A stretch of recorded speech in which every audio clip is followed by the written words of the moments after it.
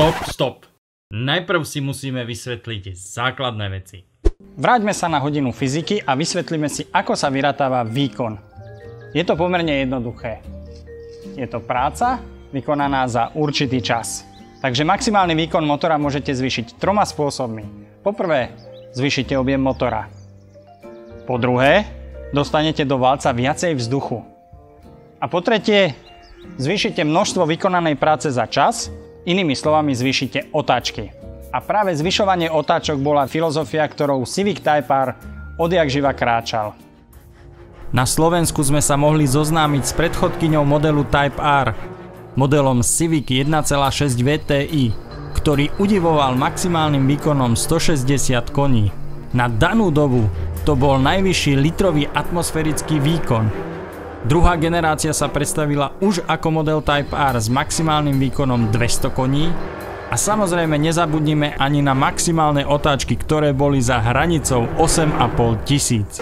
Tretia generácia pridala výkon 1 koňa a jednoduchú zadnú nápravu. A ešte jedna črta bola pre Hondu Civic Type R tak typická.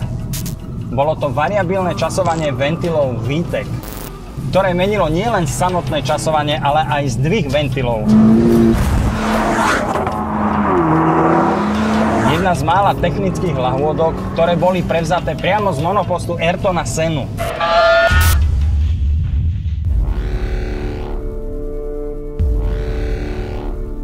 Výkon najnovšieho Civicu Type R však zvyšuje turbodúchadlo. A to je pre Hondu netypické. Áno, máte pravdu. A ja vidím formujúcu sa križiackú výpravu, ktorá sa chystá zničiť všetky turbomotory pod kapotami všetkých automobilov. Na druhej strane vám musím povedať o Honde Civic Type R dve veci. Maximálne otáčky sú za hranicou 7000. To je na turbomotor sakra veľa. A po druhé sme neprišli ani o systém VTEC. Hoci tentokrát je netradične na výfukových ventiloch. A buďme úprimní, Honda nemala inú šancu. Na začiatku vývoja bolo vyhlásenie, že tento model pokorí rekord kompaktných aut na Nürburgringu. A práve preto sa avizovaný výkon 280 koní posunul až na hranicu 310, čím sa stal Type R najsilnejšou predokolkou všetkých čias. Zrýchlenie z 0 na 100 za 5,7 sekúnd je fajn, ale maximálka 270 km za hodinu vám doslova vyrazí dých. Pri počutí tejto vety máte chuť Honde Civic Type R odpustiť absolútne všetko. Touto rýchlosťou prekonáva všetkých svojich konkurentov. Zrejme konštruktéri nechceli, aby posádka pri nehode dlho trpela. Inžinieri Hondy využili úplne všetko, aj prúdiaci vzduch. Pri extrémnych rýchlostiach totiž tento kompakt produkuje reálny prítlak. Hoci presnú hodnotu sme sa nedozvedeli.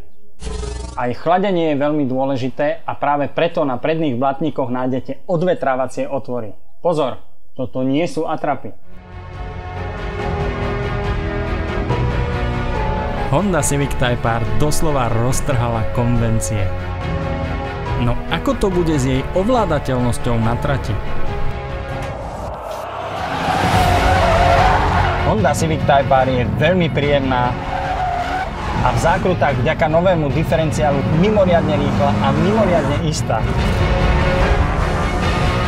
Museli by ste to strašne prehnať, aby ste sa dostali do problémov. A osobne sa veľmi teším, že sa vrátila aj citlivosť na ubratie plynu v zákrute. Takže si môžete užiť aj vybočenú zadnú časť. A ak by sa nezadarilo, máte k dispozícii klasickú ručnú.